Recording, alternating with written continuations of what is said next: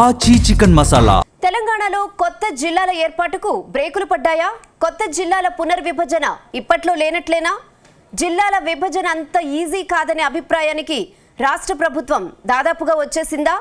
2027లో జనగణన ముగిశాక జిల్లాల విభజన కోసం ముందుకు వెళ్లే అవకాశం ఉన్నప్పటికీ ప్రభుత్వం వెనక్కి తగ్గే అవకాశాలు కనిపిస్తున్నాయా? ప్రధానంగా జిల్లాల విభజన విషయంలో రేవంత్ రెడ్డి సర్కార్కు ఉన్న అడ్డంకులేంటి?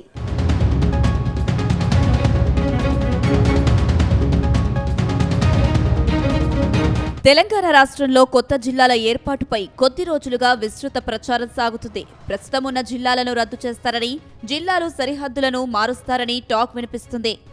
ప్రస్తుతం ఉన్న 33 జిల్లాలను తగ్గించి 17 జిల్లాలు చేస్తారని ప్రచారం సాగుతుంది.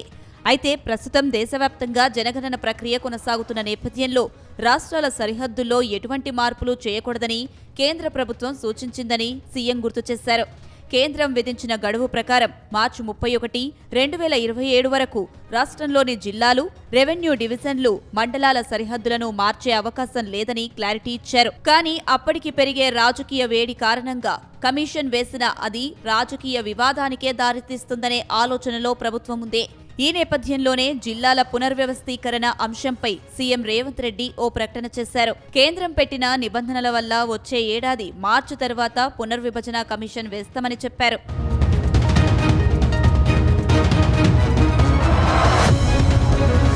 గతంలో కేసీఆర్ ముఖ్యమంత్రిగా ఉన్న సమయంలో ఉమ్మడి 10 జిల్లాలను 33 జిల్లాలుగా మార్చారు. ఇందులో 48 రెవెన్యూ డివిజన్లు, 466 మండలాలు ఉన్నాయి. 2016 అక్టోబర్లో తొలిసారిగా జిల్లాల పునర్వ్యవస్థీకరణ చేపట్టారు. ఈ క్రమంలోనే 31 కొత్త జిల్లాలు, 74 రెవెన్యూ డివిజన్లు, 584 మండలాలను ఏర్పాటు చేశారు. ఆ తర్వాత 2020 నుంచి 2021 ఏడాదిలో కొత్తగా మరో 2 జిల్లాలను ఏర్పాటు చేశారు. అప్పట్లో కొత్తగా నారాయణపేట, ములుగు జిల్లాలను, మరికొన్ని మండలాలు ఏర్పాటు చేశారు. దీంతో రాష్ట్ర వ్యాప్తంగా మొత్తం 33 జిల్లాలను ఏర్పాటు చేశారు. కానీ గతంలో జిల్లాల విభజన సరిగ్గా జరగలేదని, చాలా చోట్ల ఒక నియోజకవర్గంలో 2-3 జిల్లాల్లో ఉందని ప్రభుత్వం అంటుంది. అందుకే జిల్లాల విభజనలో తెలంగాణలో జరిగిన పొరపాట్లను సరిదిద్దుతామని ప్రకటించింది. అయితే ఇప్పుడున్న పరిస్థితుల్లో జిల్లాల విభజనకు ప్రభుత్వం ముందుకు వెళ్లకపోవచ్చనే చర్చ జరుగుతుంది.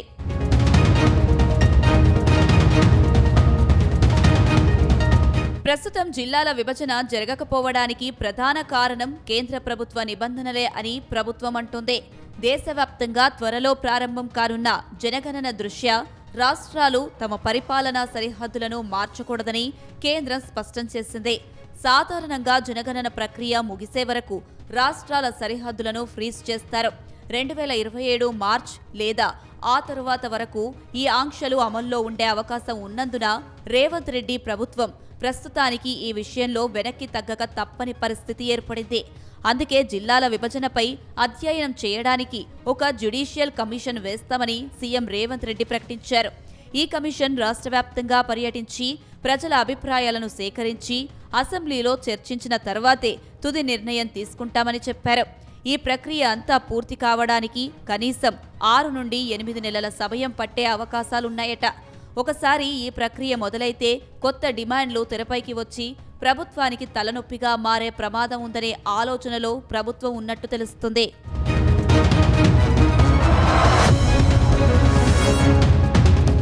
మొత్తం మీద 2027 చివరి నాటికి రాష్ట్రంలో ఎన్నికల వాతావరణం వచ్చేస్తుందనే టాక్ సైతం వినిపిస్తుంది. అయితే జిల్లాల పునర్విభజన అనేది అత్యంత సున్నితమైన అంశం కావడంతో ఒక ప్రాంతాన్ని జిల్లాగా చేస్తే మరో ప్రాంతం నుండి వ్యతిరేకత వచ్చే అవకాశం ఉందని భావిస్తుందట. ఇప్పటికే ఆర్థిక ఇబ్బందుల్లో ఉన్న ప్రభుత్వం కొత్త జిల్లాల ఏర్పాటు వల్ల వచ్చే అదనపు పరిపాలనా వ్యయం విషయాన్ని సైతం ఆలోచిస్తున్నట్టు తెలుస్తుంది. అందుకే రేవంత్ రెడ్డి రాజకీయ ప్రయోజనం కంటే రాజకీయ భద్రతకే ఎక్కువ ప్రాధాన్యత ఇచ్చి ఈ అంశాన్ని పక్కన పెట్టే అవకాశం ఉందని ప్రభుత్వ వర్గాల్లో టాక్ వినిపిస్తుంది.